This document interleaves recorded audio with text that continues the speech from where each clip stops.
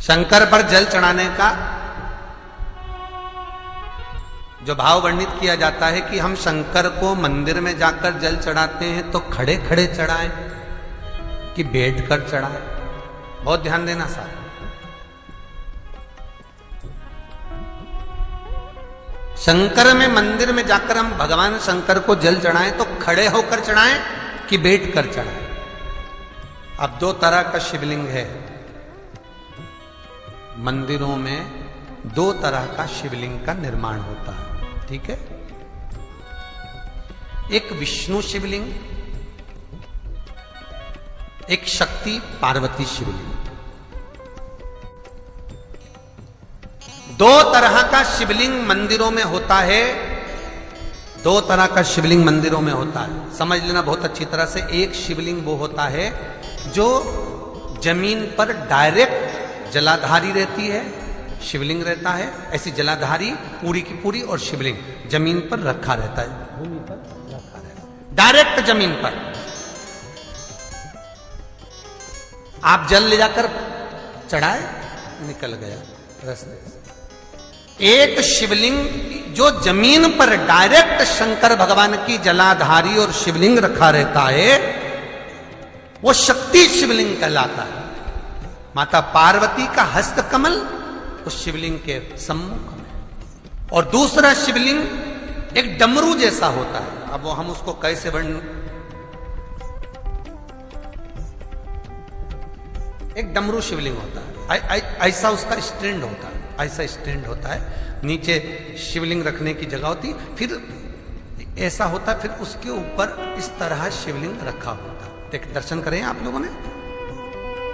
अब फिर इसके ऊपर शंकर भगवान का शिवलिंग रखा होता है, ठीक है। इस तरह का जो शिवलिंग होता है, एक डायरेक्ट नीचे रखा हुआ शिवलिंग और एक भगवान जो नीचे डमरू जैसी आकृति होती है, इस पे जो डमरू जैसा जो भाग बना होता है, ये भगवान विष्णु का हस्तकमल है, और ऊपर का जो भाग है वो भगवान ब्रह्मा का हस्तकमल है। इसको विष्णु शिवलिंग कहते हैं।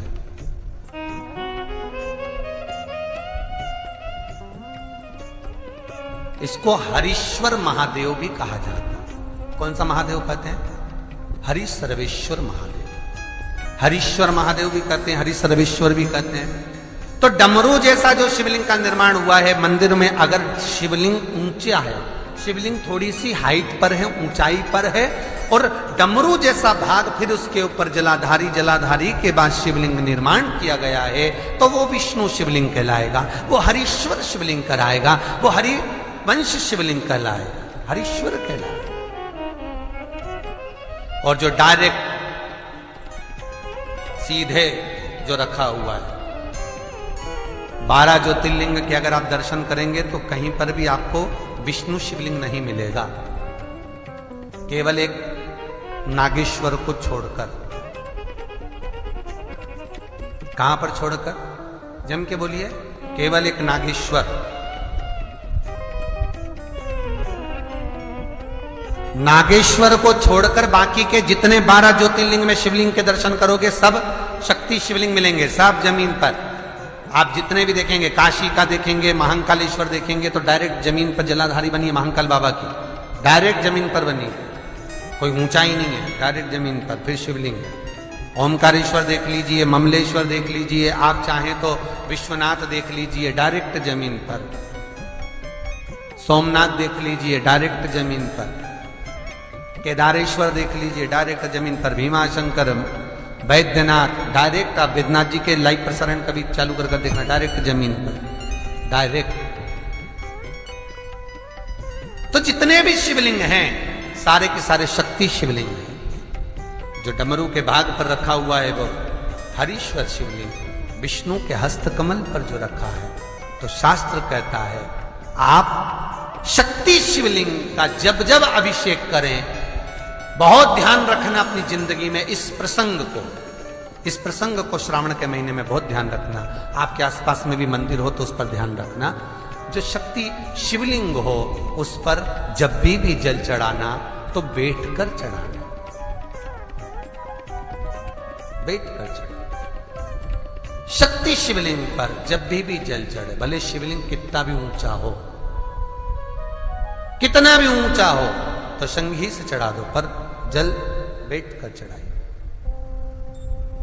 भले शिवलिंग ऊपर है, पूरा तरह से हाथ नहीं पहुंचा। जैसे सोमनाथ जी में अब शिवलिंग कितना बड़ा है, महाकालेश्वर का शिवलिंग कितना बड़ा है, तो उसको तो बैठकर स्नान नहीं करा सकते। भले शिवलिंग कितना भी ऊंचा हो, पर अगर भूमि टच है, शिवलिंग अगर भूमि टच है, शक्ति शिवलिंग है, तो भले आधा शिवलिंग नहाए, आधे पर पानी जाए, पर बैठकर ही स्नान कराया जाता है। और महाराज यदि हरीश्वर शिवलिंग है, अर्थात भगवान विष्णु के हस्त कमल पर, ब्रह्मा के हस्त कमल पर यदि शिवलिंग है, तो वो शिवलिंग का जब भी स्नान कराएंगे, अभिषेक कराएंगे, पूजन कराएंगे, तो खड़े होकर ही करना है।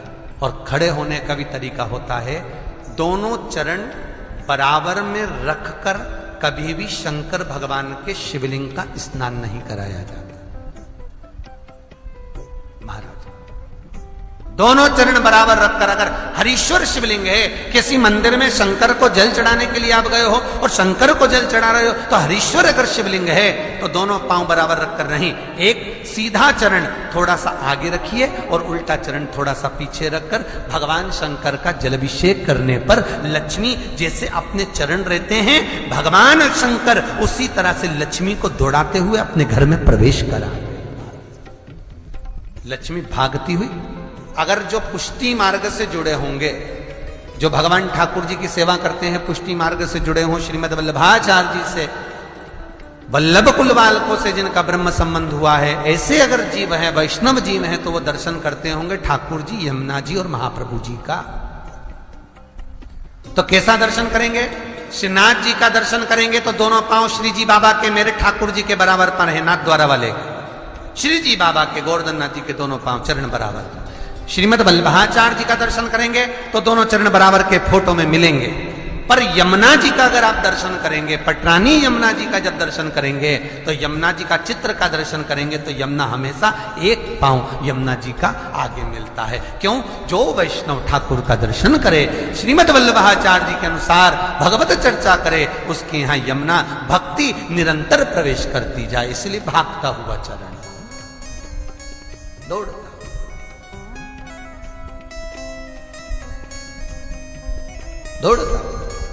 तो शंकर भगवान का अगर हरीश्वर शिवलिंग है, कहीं शिवलिंग डमरू आकृति पर, अगर ऊंचाई पर है, हरीश्वर है, तो फिर जल खड़े होकर चढ़ाए, चरण आगे पीछे। बहुत ध्यान देना महाराज, हरीश्वर शिवलिंग का वर्णन महाराज बहुत सुंदर बात कही है, बहुत ध्यान से सुनिएगा। शक्ति शिवलिंग के ऊपर जो जलाधारी लगती है, शक्ति शिवलिंग के ऊपर जो जलाधारी लगती है, वो 5 मिनट, 10 मिनट, आधा घंटा रखकर 24 घंटे के लिए हटा सकते हो। शक्ति शिवलिंग के ऊपर जो जलाधारी लगती है, वो 15-20 मिनट रखकर, आधा घंटा रखकर आप हटा सकते हो। पर हरीश्वर शिवलिंग के ऊपर भगवान विष्णु के हस्त कमल पर जो शिवलिंग का निर्माण आपको भी वर्णन किया, अगर वो शिवलिंग है तो उस पर जलाधारी अगर लगी है, तो कम से कम 5 घंटा, 8 घंटा तो जलाधारी को रखना पड़ेगा ही। बहुत ध्यान दीजिए महाराज। शंकर जी की प्राण प्रतिष्ठा करते समय, शंकर जी की स्थापना करते समय, शंकर जी को प्राण प्रतिष्ठित करते समय एक एक चीज का ध्यान करना पड़ता है कि हमें कैसा शिवलिंग रखना है, कौन सा शिवलिंग रखना है, कैसे स्थापना करना है, किस भाव का होना चाहिए। शंकर के मंदिर में शंकर जी विराजे हैं, तो गणेश जी, कार्तिकेय और पार्वती की मुद्रा कैसी होना चाहिए, गणेश जी कौन सी सूंड का होना चाहिए। जब शंकर के मंदिर में हम आराधना कर रहे हैं तो गणेश जी की सूंड किस ओर होना चाहिए, पार्वती की मुद्रा कौन सी होना चाहिए, षडानंद कार्तिकेय की दृष्टि कहां होना चाहिए, ये शंकर जी की प्राण प्रतिष्ठा में देखा जाता है। केवल मूर्ति वाले ने बाजार में मूर्ति बनाकर बेच दी और तुम गए हमें शंकर जी का परिवार दे दो, हमारे मंदिर है छोटा सा, मैं वहां प्रतिष्ठा करना है। तुम बाजार में गए और शंकर जी का परिवार लेकर आ गए, शंकर जी लिया, कार्तिकेय लिया, पार्वती जी लिया, गणेश जी लिया और स्थापना करवा दी पंडित जी से। और बाद में बोली हमको थोड़ी कष्ट हो रहा है, हमको थोड़ी तकलीफ हो रही है, कहीं ये हम जब से लाए इससे तो नहीं हो रही, कहीं इससे तो नहीं। नहीं, गलती तुम्हारी है। तुम तो बस गई और लेकर आ गई। यहां तक शिव महापुराण की कथा कहती है कि तुम्हारे घर की मूर्ति जितनी पुरानी होती है उतना सुख देती है। आपको पहले भी कथा में कहा, दिया और मूर्त पुरानी होगी चलेगी।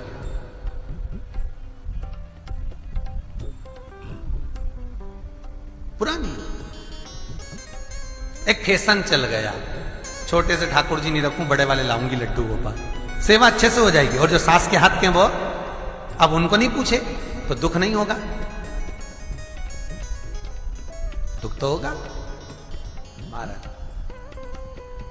घर में जेठानी के आने के बाद देवरानी आती है और सास देवरानी से बहुत लाड लड़ाती है। छोटी बहू है, ले साड़ी पहन ले, ये ले रकम ले, ये ले हैं। सास जब छोटी को बहुत कुछ करती है तो जेठानी का जीवड़ा जलता कि नहीं जलता? बोला तो सही, थोड़ा बहुत तो लगे, बताओ हमको तो कभी नहीं करा, हमको तो ऐसा कर ही नहीं, हमको तो ऐसा कर ही नहीं।